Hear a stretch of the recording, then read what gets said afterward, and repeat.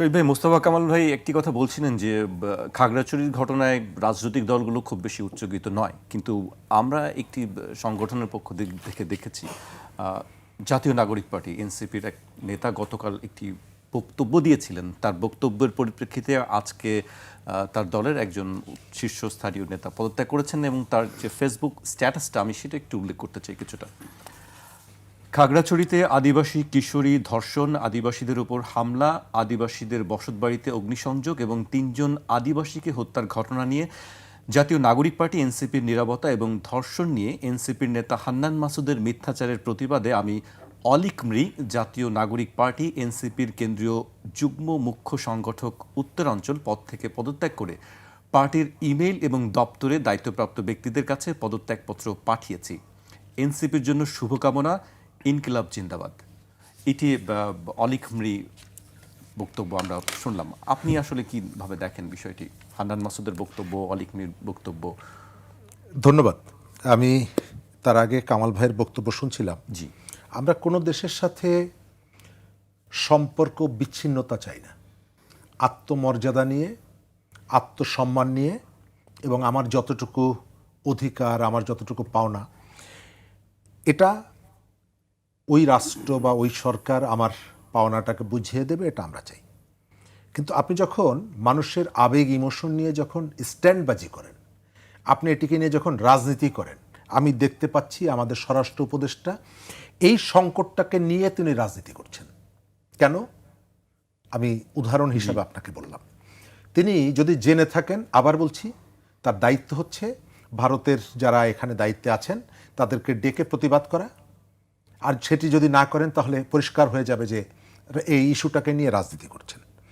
কিছুদিন আগে কুমিল্লাতে মাইকে ঘোষণা দিয়ে 4টি মসজিদ, মাজারে হামলার ঘটনা ঘটেছে। তার আগে রাজবাড়িতে। তো তখন এই স্বরাষ্ট্র উপদেষ্টা বা তার যে আইন শৃঙ্খলা বাহিনী কি ভূমিকা পালন করেছে? রাজবাড়িতে 5 দিন 7 দিন প্রস্তুতি নিয়ে তারপরে মিছিল করে এসে লাশ কবর থেকে তুলে তাকে পুড়িয়ে ফেলার যে ঘটনাটা দেশকে ঝাঁকা দিয়ে গিয়েছিল, সেই ঘটনায় কি দায়িত্ব উনি পালন করেছেন? এই ধরনের অসংখ্য ঘটনাগুলো বিভিন্ন জায়গায় ঘটে যাচ্ছে। এই যে নূরকে হত্যার জন্য পেটানো হলো, কি দায়িত্ব উনি পালন করেছেন? কয়জনকে গ্রেপ্তার করেছেন? অর্থাৎ আপনি আপনার যে ব্যর্থতা, সেই ব্যর্থতাকে ঢাকার জন্য আপনি যখন পপুলিস্ট বক্তব্য হাজির করেন, ওটাও এক ধরনের অপরাধ হয়। আমাদের মধ্যে প্রচুর স্ববিরোধিতা আছে। আপনি শোনেননি এই ঢাকা শহরে টিএসসিতে দাঁড়িয়ে ক্যান্টনমেন্ট দখল করার ঘোষণা আসেনি? এসেছে। অনবরত গত 1 বছর আমাদের এই যে সেনাবাহিনীর বিরুদ্ধে বিষোদ্গার করা হয়নি? হয়েছে। বিদেশ থেকে ইউটিউবাররা ভিডিও বানিয়ে দেশের ভেতর থেকে হুমকি দেওয়া, ঘোষণা দেওয়া, এমনকি রাষ্ট্রের গুরুত্বপূর্ণ দায়িত্বে থেকেও সমাবেশে দাঁড়িয়ে ক্যান্টনমেন্ট দখল করে নিব। এখন আপনি দেখবেন যে এই অংশটি সেনাবাহিনীর জন্য তাদের খুব প্রাণ কাঁপছে। সেনাবাহিনীর সদস্য, আনসার বাহিনীর সদস্য, পুলিশ সদস্য অথবা পিলখানায় যারা শহীদ হয়েছেন, তারা সবাই আমাদের স্বজন। আমাদের মধ্যে খাগড়াছড়িতে সেনাবাহিনীর রক্ত ঝরলে যতটুকু আমাদেরকে আবেগে নাড়া দেয়, রাজবাড়িতে অথবা ফরিদপুরে সেনা সদস্যদের উপরে হামলা করলে আমাদের ওইভাবে আবেগটা নাড়া দেয় না। কেন? আমরা এই রক্ত নিয়েও রাজনীতি করি, এটা নিয়ে আমরা রাজনীতি করি।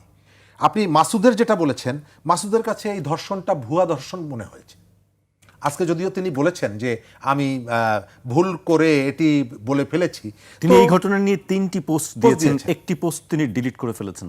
তো এটা ভুয়া ধর্ষণ। এবং তারপরে তিনি ওই যে একই কথা বলেছেন যে ভারত এটা করছে। তো আপনি অন্যান্য জিনিসগুলো, বিষয়গুলো খুব সুচিন্তিতভাবে করলেন, এই একটি শব্দ আপনার ভুলে বলে ফেলেছেন, ব্যাপারটা সেরকমের না। আপনি কতটুকু গুরুত্ব দিচ্ছেন এর ভেতর থেকে বোঝা যায়, আপনার সাইকোলজিটা এর ভেতর থেকে বোঝা যায়, আপনার মনস্তত্ত্বটা এটা এর ভেতর থেকে বোঝা যায়। আর আপনি খেয়াল করবেন যে আমাদের এখানে গতকালকে থেকে খেলার আমরা রাস্তায় নেমে পড়েছি। মনে থাকার কথা, রোহিঙ্গাদেরকে বাংলাদেশে আসার জন্য যে অবস্থা ক্রিয়েট করার সময় যে ধরনের সোশ্যাল মিডিয়ায় নানা রকমের অপতথ্য, কুতথ্য প্রচার করা হচ্ছিল এবং এর ভেতর থেকে একটা ওয়েব ক্রিয়েট করা হয়েছিল, একইভাবে ঘটনা ঘটছে। নেপালের ঘটনা, এখানে বলা হচ্ছে যে বিজেপি ক্যাম্পে আগুন দেওয়া হয়েছে। মিয়ানমারের ঘটনা নিয়ে আসা হচ্ছে।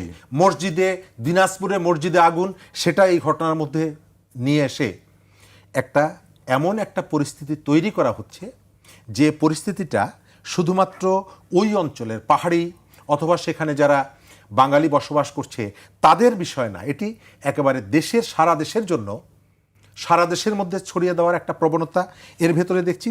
আমি সরকারের কাছে অনুরোধ করব, আমি সংখ্যাগুরু এই মনোভাব নিয়ে আপনি কোনো একটা জনগোষ্ঠীকে অথবা কোনো একটা অঞ্চলকে যদি নিয়ন্ত্রণ করতে চান, অধিকারের জায়গাটিকে ছুঁড়ে ফেলে দিয়ে, রাষ্ট্রের দায়িত্বের জায়গা থেকে ছুঁড়ে ফেলে দিয়ে, এবং সবার জন্য সরকার, সবার প্রতি সরকারের যে দায়িত্বটা, এটি ভুলে গিয়ে আপনি যখনই নিজেকে সংখ্যাগুরু হিসাবে লঘুর প্রতি আপনার হ্যাডমটা দেখাতে যাবেন, তখন সংকটগুলো তৈরি হয়, সংকটগুলো বাড়ে। আমি রাষ্ট্রের অনেক আচরণের মধ্যে, আমাদের মেইন স্ট্রিমের নাগরিকদের মধ্যেও এই ধরনের প্রবণতাটা দেখি। তার জন্য, তার গাজার জন্য যেভাবে কান্নাকাটি করেন, তার অন্য জায়গার জন্য কান্নাকাটি ওইভাবে আসে না। তিনি তার এই যে বিবেকবোধ, এই মানবতাবোধ, এটা রেজিম চেঞ্জের সঙ্গে সঙ্গে, সিজন চেঞ্জের সঙ্গে সঙ্গে এটি পরিবর্তন হয়। আমি আপনাকে মনে করিয়ে দিচ্ছি, বাংলাদেশের ধর্মভিত্তিক যে দলগুলো আছে, আপনি 3টি জায়গার মুসলিম নির্যাতনের বিরুদ্ধে গত 1 দশক 15 বছর প্রচুর মিছিল মিটিং হয়েছে। কোথায়? এক হচ্ছে গাজায় মুসলমানদের উপরে হামলা, যদিও আমি এটিকে বলে মনেছি মানুষের উপরে হামলা। গাজায় হামলা, চীনের উইঘরের মুসলিমদের উপরে হামলা, আর কাশ্মীরের মুসলমানদের উপরে হামলা। গত 1 বছর আমাদের এখানে ধর্মীয় দলের নেতারা অসংখ্যবার চীন সফর করেছেন। যে চীনের সরকারের বিরুদ্ধে গত 10-15 বছর অসংখ্যবার তারা অভিযোগ করেছেন যে সেখানে একটা গণহত্যা চালাচ্ছে চীনের সরকার উইঘরের মুসলমানদের উপরে। আপনি গত 1 বছরে যারা চীনে গেছেন, চীনের প্রতিনিধিদেরকে নিয়ে এসে অফিসে বৈঠক করেছেন, চীনের সরকারের সাথে বৈঠক করেছেন, তাদের কারো মুখ থেকে কি শুনেছেন? তারা কেউ কেউ রোহিঙ্গার মুসলমানদের জন্য আলাদা একটা স্টেট গড়ে তোলার ভূমিকা রাখতে চীনের কাছে অনুরোধ করেছেন মগবাজার জামাত অফিস থেকে। তার 2 দিন পরে আবার তার সংশোধনী দিয়েছেন। কিন্তু এদের কারো কাছে শুনেছেন যে তারা চীনের সরকারের কাছে উইঘরের মুসলমানদের কথা জানতে চেয়েছেন? নো। কেন? কারণ হচ্ছে এটি নিয়ে এতদিন রাজনীতি করা গেছে, এখন রাজনীতি করতে হবে চীনকে নিয়ে। শেখ হাসিনার সরকারকে টিকিয়ে রাখার জন্য ভারতের যতটুকু ভূমিকা আছে, চীনের আমি মনে করি তার থেকে 20% কম হলেও ভূমিকা আছে। রাতের ভোটের পরে আমি আপনাকে স্ক্রিনশট দেখাতে পারবো। আমিডামি নির্বাচনের পরে রাতের ভোট যেটা হলো 18 সালে, সেই ভোটের পরে শেখ হাসিনাকে প্রথম ফুলের মালা নিয়ে গিয়েছিল বাংলাদেশে নিযুক্ত চীনের রাষ্ট্রদূত।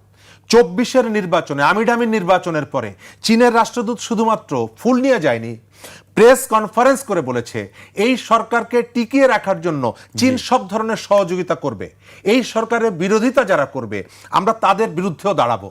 সেই চীন এখন এই দলগুলোর সব থেকে আপনজন। চীনে দৌড়াচ্ছে, চীনের লোকজন এসে দৌড়াচ্ছে, ডাকসুর নেতারা ছুটে যাচ্ছে চীনের কাছে। আর আপনি এখানে এসে ভারত আপনার ফ্যাসিস্ট, চীন ফ্যাসিস্ট না। কেন?